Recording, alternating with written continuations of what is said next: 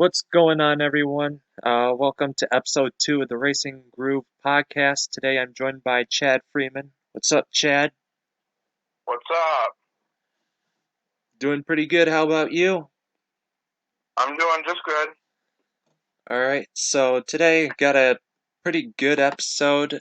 Like Joey, we're gonna go through your 2020 season, what to expect for 2021.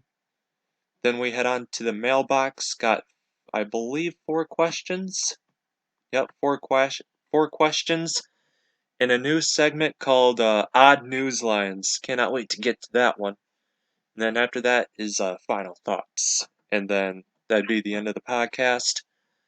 So let's start out with your 2020 season review. Want to start off with that?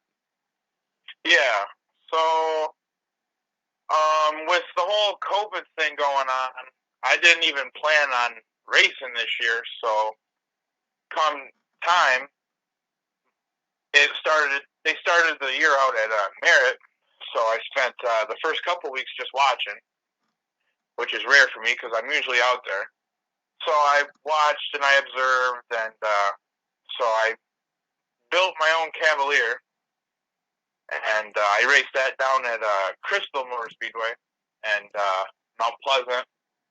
I did that for about 2 months, and then I moved from Greenville back home to where I'm from, Elger, and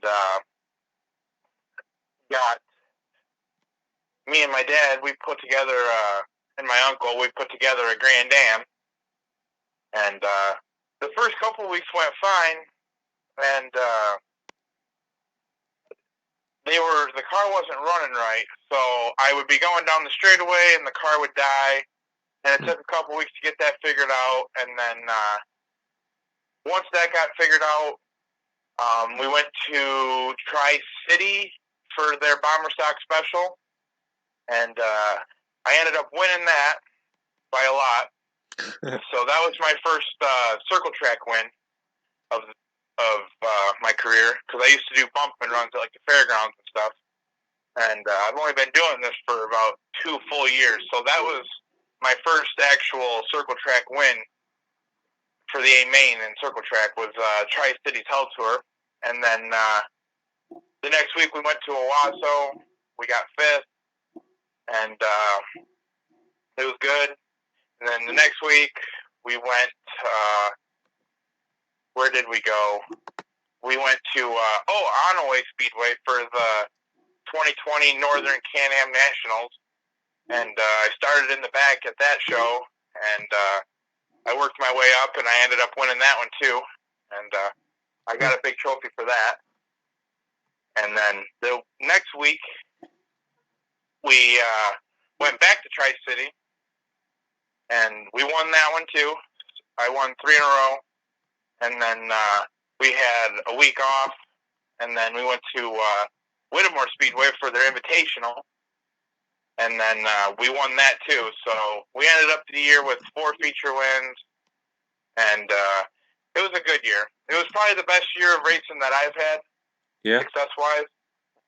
So, Well, that's pretty good as for 2020 goes. And I want to talk about the incident at Owasso. That recreated the Cars scene between Chick Hicks and the King.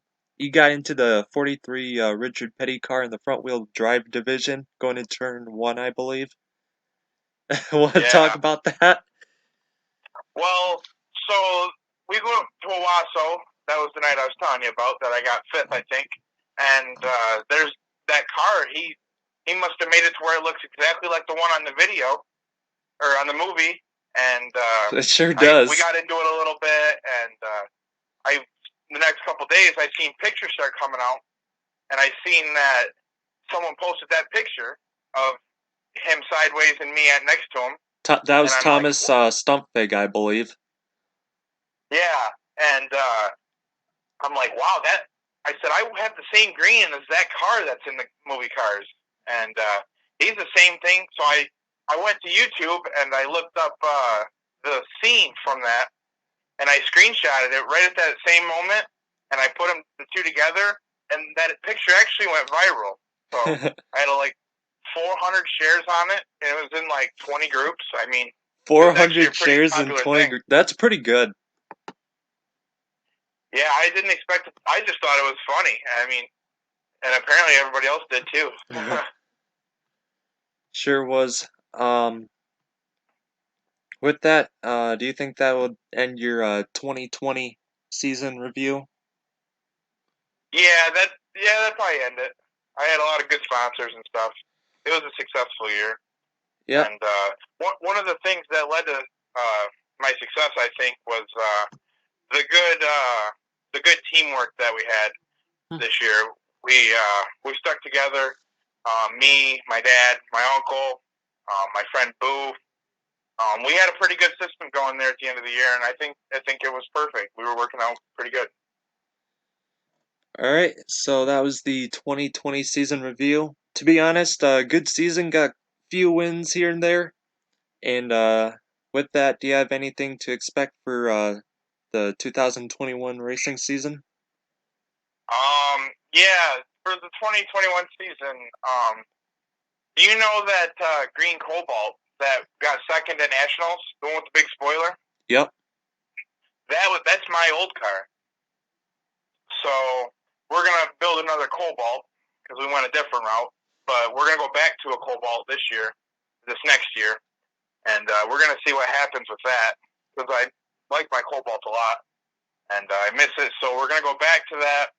We're gonna definitely try to win one at Owasso because that's the one track that I haven't won at is Owasso, so it's kind of biting me a little bit. We're gonna run for points at Tri City Motor Speedway on Friday, and then on Saturday it just varies wherever we want to go. Definitely, we're gonna be at Owasso about 3 or 4, maybe 5 times next year. Hmm. I want to go back to back at the Can-Am Nationals.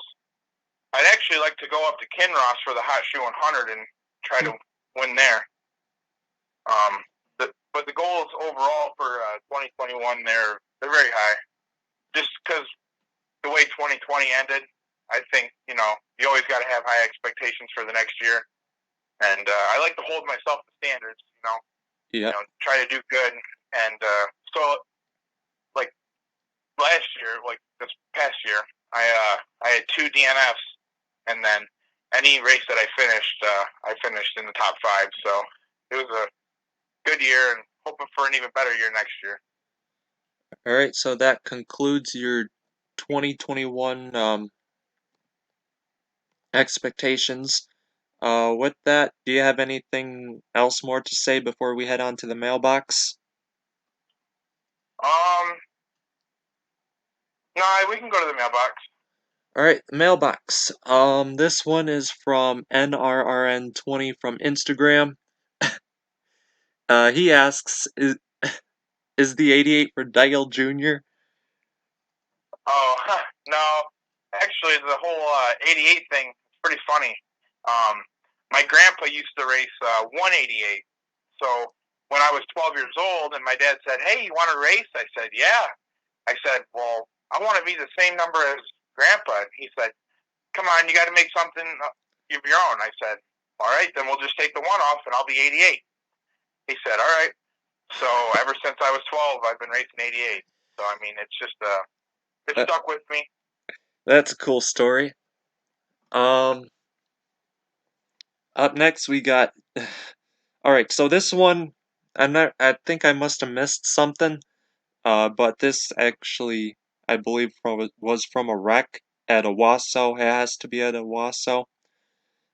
Joey Wirt 39 from Instagram says, "How was it driving back to the pits on 3 wheels?" That was definitely not a fun ride. Well, and I was just confused on what happened because on that last lap, I think I was in 5th and the car behind me was in 6th, and I looked over because I was going to go to the bottom on that, but I figured I'd ride it out on the top side, just take 5th, because 4th was a little bit up. and I just get clobbered in the one corner, and it almost rolled me. And I didn't know what happened because it happened so fast because Owasso was such a fast track that I instantly knew something was wrong because I hit the gas and it didn't really want to go nowhere. And then I heard like the crunching back there, and I'm like, something's not right. And then I undid my harness and I looked back and I seen sparks flying, and I'm like, oh, okay, so I got 3 tires. So I get back to the pits and I get out and look at it, and there's just nothing there on the whole driver rear tire. I mean, it was all gone. Spindle, trailing arm, tire, rim, all of it was all gone. I got hit pretty good. I must have missed that because I don't remember seeing you in an incident this year. Besides the Yeah, 43. that was actually the only one. Actually, the only time that I've ever like this year had to be carted off was when at Whittemore I busted a rim out. So other than that, no altercation I've had with any of the cars though this year. Wait, was that shoot, turn 2 when you got into the grass? Or is that something else? Turn 2. Yeah, that was when I went into the grass. Yep. Okay, so I do remember that now. Okay. And then me and the guy after the races, there were some words exchanged, and you know, as a driver, that's just something you don't like seeing. You know, because someone, especially at Owasso, because Owasso is such a much bigger track than every track around, and you're just going so much faster that the more clean you are racing there, the easier it is on the cars, I think. Because even a little bit of squirreliness, I don't know his name. I mean, what is it? Is it Josh Shaw, the truck? Oh, Josh Shaw, yes, coming off of turn 2. Yeah, I mean, he's just a little squirrely and he's upside down, you know? Yeah. And I've rolled 5 times in my career, and it's not fun. That's probably the worst part. Josh Shaw did twice this year. Yeah, Got yeah, that was crazy. I seen the first one. I don't think I was there for the second one, but the first one, I'm like, wow. yeah, gets loose off turn 2, then just goes straight up the track sideways, goes into the grass, and with the tires digging into the grass, just flipping over twice. 2 barrel rolls. Yeah, it was scary. I mean, I'm glad that he had a good cage in it. That's one thing that I think that everybody needs is a good cage. Oh yeah, definitely. Especially for that track too. Oh yeah, And it's like I said, the speed. You know. yeah, then the second time he gets doored on the right was the right side by Darren, then it just sent him around. Again, same thing. Goes sideways through the grass, the tire catches the grass and the dirt, then just flips him over. Yeah, I've never talked to that guy, but he doesn't seem to have the greatest luck. Oh no. And then he flips somebody at Mav's Playground, if you haven't seen that. I did, didn't he? He hit them, didn't he? The 017. Like they went up on their side, and then he was gonna come back down, and then Josh Shaw comes up to hit him again, then just tips him on his side. Yeah, I seen that video. I watch all the videos usually. If it's a racing video and it's in Michigan, I've definitely seen it. So I do remember seeing that. Alright, so I guess that's it for that question. On to, oh jeez, I hope I say this right. Fugoweed.finsta on Instagram. This goes to, Held Tour Night at Tri-City. What was your secret to winning the feature on Held Tour Night at Tri-City? The track was ice. That's actually my favorite race to talk about because before the race, me and my buddy Ethan, we were talking. He said, the bottom's the way to go. Just don't go to the top side. Just stick to the bottom. Don't let anybody get underneath you. And I said, all right. And then if I flash back, I did the same thing at Mount Pleasant. I stuck it right on the bottom because the top was all ice, and I was probably half a track up, and then I ended up having an alternator come out, and then I ended up getting second. So I played back in my mind, hey, if I stick to the bottom and I just take it nice and easy through the corners, you know, because everybody behind me, they're just running it. They're blowing into the corners. They're slipping and sliding. Where me, I go into turn one and I just coast through it. I get on the straightaway. I stomp on it. Next corner, I go through the corner slow, straightaway, stomp on it. And then, you know, because I feel like the more dry slick a track is, the less you want to slide. So that was my key to winning it. And I didn't even think that I was that far ahead. But after watching the video, I was way ahead. And I actually turned the fastest lap of the night that night. So that was pretty cool. And it made the win so much more special because it was my first one. And it was at a track that I've always went and watched ever since they opened since 2011, I think they opened. So every time they race, I go there and watch. And for me to win Hell Tour Night, Bomber Stock Special, it was something special. You know, we all went out there as a family and got pictures, and it was just a good night. That's awesome to hear. And the final question comes from Retard TV on YouTube, on the YouTube side. Why do you love racing, and what got you into it?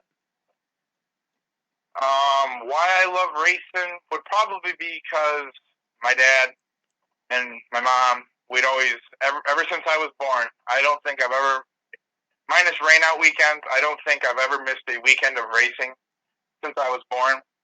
I mean, when I was a kid, my dad always said, you know, let's go to the races, pack up, we're going to the races, you know. So I've spent my whole life watching it, and I never really got into it, like, as I would, like, I never thought I would race. It was more just watching. And then once I did it, it's like, yeah, I'm doing this for the rest of my life because it's awesome.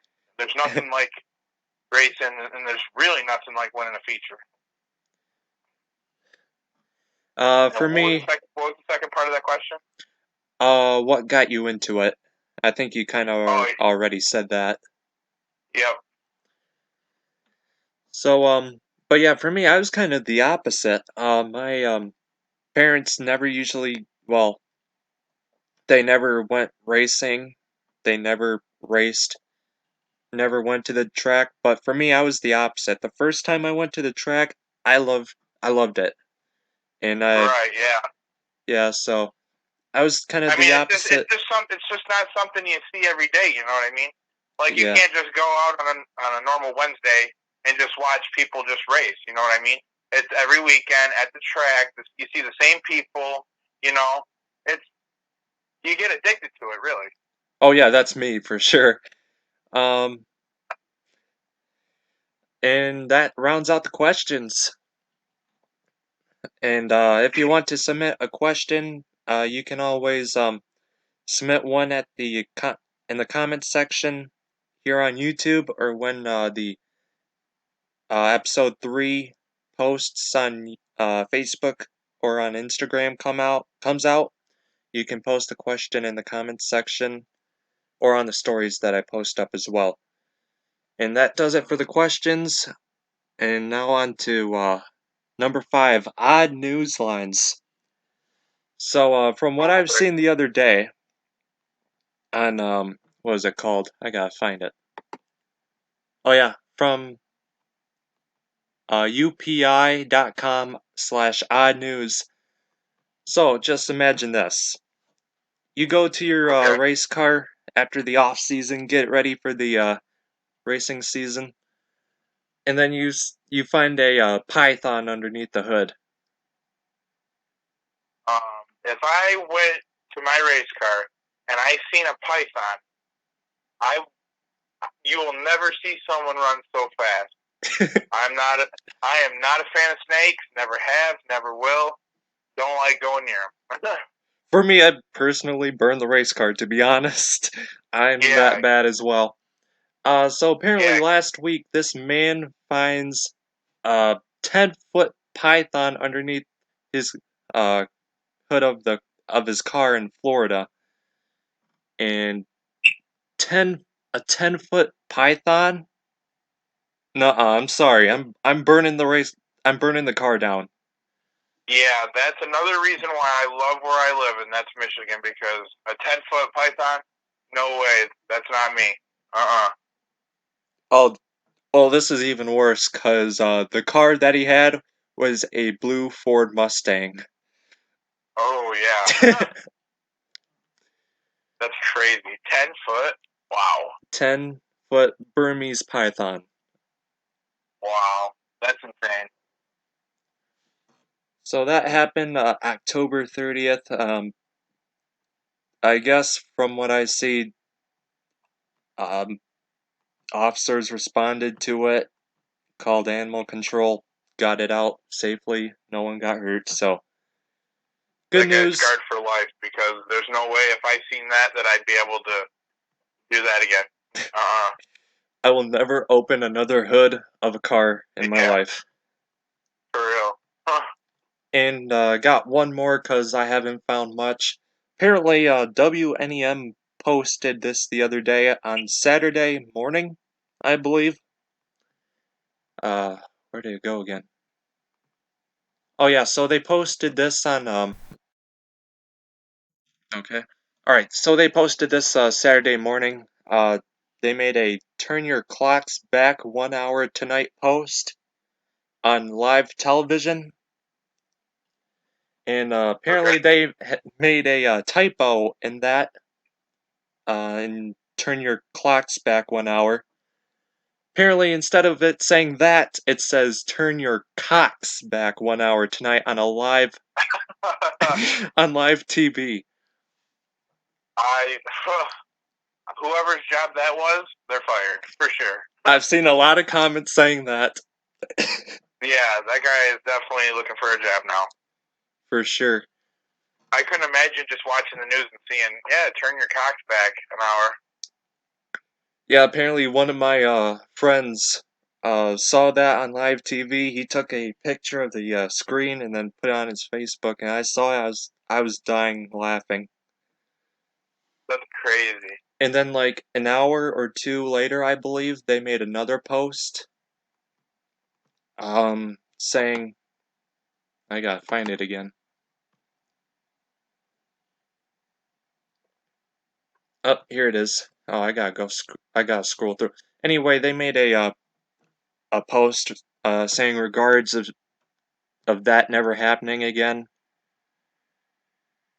Well, I mean, you'd think that someone would proofread it.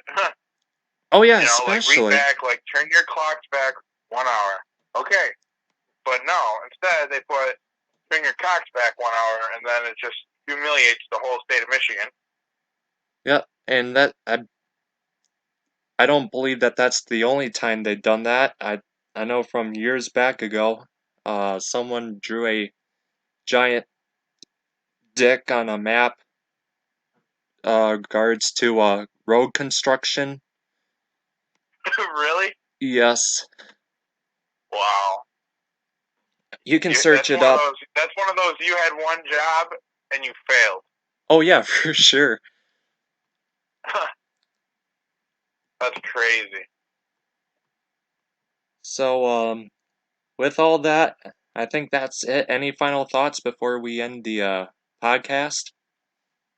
Um, Not really. Just 2020 was a great year, and I can't wait for 2021. As a racer, and I know every other racer out there, it's a boring winter, because you usually spend your weekends at the track. Um, it's definitely something that me and my friends, that's what we thrive on, is our weekends at the racetrack. That's what brings us together. And then that's another thing is like when one of the boys win, we're just as pumped up as if we won ourselves. Like my friend group, we got a pretty good friend group of racers, and we stick together. And the family support, I have a lot of family support, and I truly think that if you have a good support around you, you're going to be successful in racing. Just like the big money late model guys, they have all their support, their fans, and everything. They do good. And it's the same thing in the lower divisions with the front wheel drive, 4-cylinder. If you have the fans, if you make a post on Facebook saying race day at Owasso and you get 30 comments that saying good luck, it's incredible. And like when I won Whittemore, there's people that I don't even know in the picture in Victory Lane, So I mean, it's stuff like that that makes it nice, and it makes you want to do better. And personally, for me, it's my dad. When I win and I see the smile on his face, it makes it all worth it.